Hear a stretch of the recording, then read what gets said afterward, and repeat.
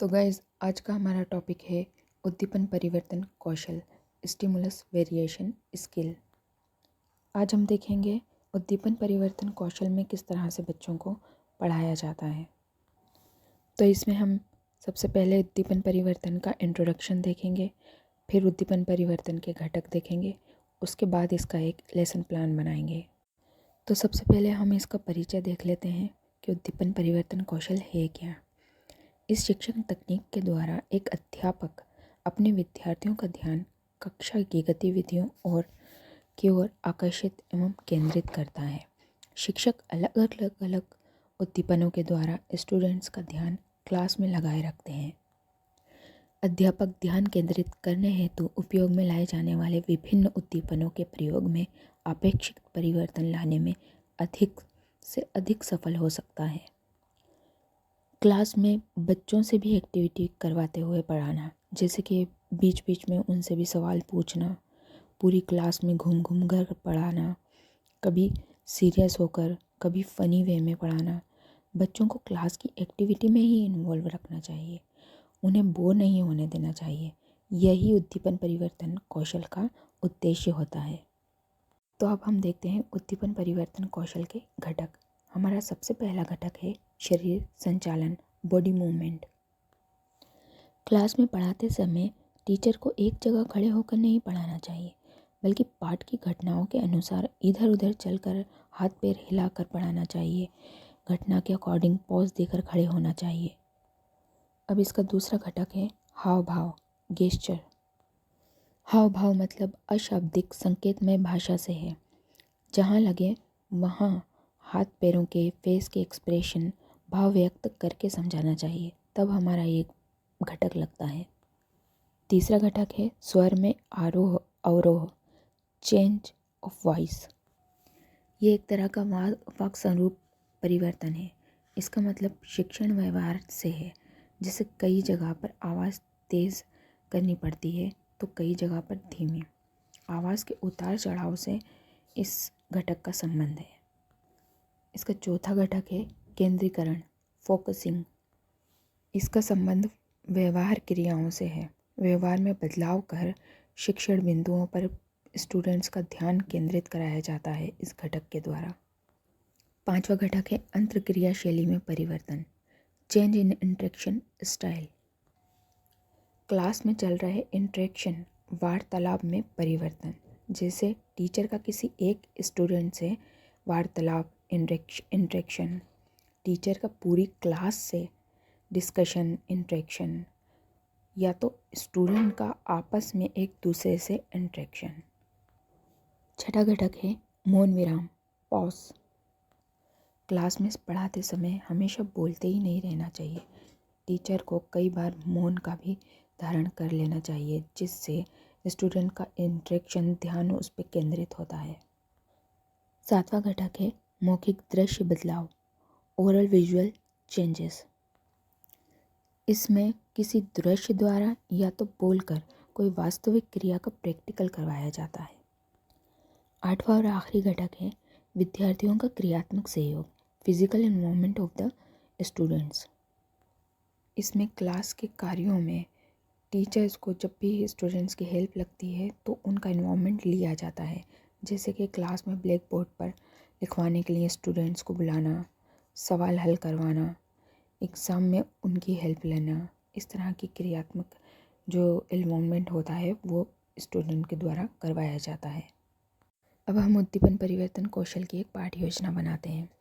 इसका स्ट्रक्चर वैसे ही है। कौशल का नाम उद्दीपन परिवर्तन कौशल, कक्षा 7, विषय विज्ञान, प्रकरण रेशों से वस्त्र तक। डेट डालेंगे प्रेजेंट डेट, कालांश कौन सा पीरियड है, टाइम डालेंगे 5 to 7 मिनट। उद्देश्य हमारा प्रकरण आ जाएगा। आज हम पाठ रेशों से वस्त्र तक का अध्ययन करेंगे और हमारे सारे कौशल के घटक, इन सब की सहायता से अब हम एक लेसन प्लान बनाते हैं। चलिए नेक्स्ट। तो हमारी टेबल की हेडिंग्स हैं छात्र, अध्यापक, क्रिया, व्यवहार। इसमें शिक्षक के सारे क्रिया और व्यवहार आएंगे। उसके बाद छात्र व्यवहार, इसमें छात्र द्वारा की गई सारी क्रिया और व्यवहार आएंगे। उसके बाद हमारा जो भी घटक लगेगा वो यहाँ आएगा। तो सबसे पहला हमारा पॉइंट है, इसमें हम डिस्क्रिप्शन दे रहे हैं पाठ का। आज हम रेशों से वस्त्र तक के प्रक्रम के बारे में पढ़ेंगे। रेशे 2 प्रकार के होते हैं, ऊन और रेशम के, जो कि जंतुओं से प्राप्त होते हैं।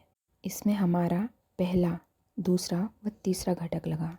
हमने बच्चों को चलते फिरते पढ़ाया, हाव भाव देकर पढ़ाया और आवाज़ में भी चेंजेस आए। अब हमारा दूसरा पॉइंट है, इसमें हम उनको बता रहे हैं कि ऊन के रेशे भेड़ों से प्राप्त होते हैं। इसके अलावा बकरी, याक, ऊँट, ये तीनों नाम हम बोर्ड पे लिखकर बता रहे हैं, से भी रेशे प्राप्त होते हैं। थोड़ी देर मौन धारण करा। ऊन प्रदान करने वाले इन जंतुओं का शरीर बालों से ढका रहता है। बालों के बीच अधिक मात्रा में वायु आसानी से प्रवेश कर जाती है। यह वायु ऊष्मा की कुचालक होती है, इसलिए ऊनी वस्त्र गर्म होते हैं। इस व्याख्या में हमारे 6 घटक लगे हैं। पहला, दूसरा, तीसरा, चौथा, पांचवा व छठा। पहला, एक जगह खड़े होकर नहीं पढ़ाया, हाव भाव फेस के एक्सप्रेशन देखकर पढ़ाया। तीसरा, आवाज़ में उतार चढ़ाव भी आया। उसके बाद हमारा है चौथा, बच्चों का ध्यान एक तरफ डलवाया कि क्या है भाई, गर्म होते हैं कि नहीं होते हैं। पांचवा, अंतःक्रिया शैली में परिवर्तन। बच्चे से पूछा गर्म होने के बाद कि क्या होते हैं, बच्चे ने आंसर दिया गर्म। उसके बाद हमारा एक और घटक भी लगा यहाँ पर, छठा। ब्लैक बोर्ड पर बच्चे से लिखवाया कि कौन कौन से जंतुओं के नाम हैं जिनके द्वारा प्राप्त होते हैं ऊन, गर्म वस्त्र। अब हम तीसरे पॉइंट में बच्चे से एक सवाल पूछ रहे हैं, आप लोग बता सकते हैं कि ऊन से कौन कौन से वस्त्र बनते हैं? तो बच्चों ने आंसर दिया स्वेटर और शॉल। इसमें हमारे 2 घटक लगे, पांचवा और सातवां। पांचवा घटक लगा क्योंकि हमने पूरी क्लास से सवाल पूछा, पूरी क्लास से इंटरेक्शन किया। सातवां घटक लगा कि हमने एक वास्तविक क्रिया को, स्वेटर और शॉल बनते हैं, ये एक वास्तविक सवाल था कि उनसे कौन कौन सी चीज़ें बनती हैं, उनका आंसर हमें मिला, इसलिए हमारा सातवां घटक भी यहाँ लगा। चौथा पॉइंट है, इसमें भी हम एक वास्तविक क्रिया बच्चों से करवाएंगे। अपने शरीर के बालों और सर के बालों को छू कर देखिए, एक मुलायम और एक मोटे प्रतीत होंगे। इसी तरह भेड़ों के शरीर पर भी 2 तरह के बाल पाए जाते हैं। यहाँ हमारा 5वां व 7वां घटक लगा, पूरी क्लास से इंटरेक्शन हुआ और एक वास्तविक क्रिया का प्रदर्शन भी हुआ। यहाँ पर 5वां पॉइंट है, दूसरे प्रकार के रेशे जो कि रेशम होते हैं, यह रेशम कीट से प्राप्त होते हैं। इसके लिए हमारे देश में बड़े पैमाने पर रेशम कीट का पालन किया जाता है। यहाँ पर पहला व तीसरा घटक लगा। पहला इसलिए कि पूरी क्लास में घूमकर पढ़ाया। तीसरे में वाक् स्वरूप परिवर्तन हुआ, चेंज इन वॉइस हुई। पूरे देश में ये कीटों को पाला जाता है, इसलिए रेशम कीट का पालन किया जाता है। इस वाक्य में वॉइस चेंज हुआ, हाई वॉल्यूम हुआ। छठा पॉइंट है, रेशम की किस्में, मूंग रेशम, एरी रेशम और टसर रेशम आदि। इसमें दूसरा व 5वां घटक लगा। 7वां पॉइंट है, अपने घर में दादी, चाची आदि की मदद से रेशम की विभिन्न किस्मों का पता लगा के आना। ये होमवर्क ही समझ लीजिए। यहाँ पर दूसरा व 8वां घटक लगा।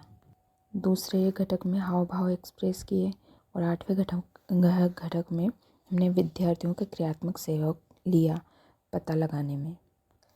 तो ये था उद्दीपन परिवर्तन कौशल। आई होप सो आपको समझ में आ गया हो इस एग्जाम्पल लेसन प्लान की सहायता से।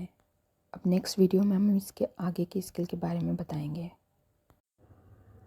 अगर हमारी वीडियो पसंद आई हो तो प्लीज़ लाइक कीजिए और हमारे चैनल को सब्सक्राइब कीजिए। Thank you. नेक्स्ट वीडियो में मिलते हैं न्यू टॉपिक के साथ। बाय।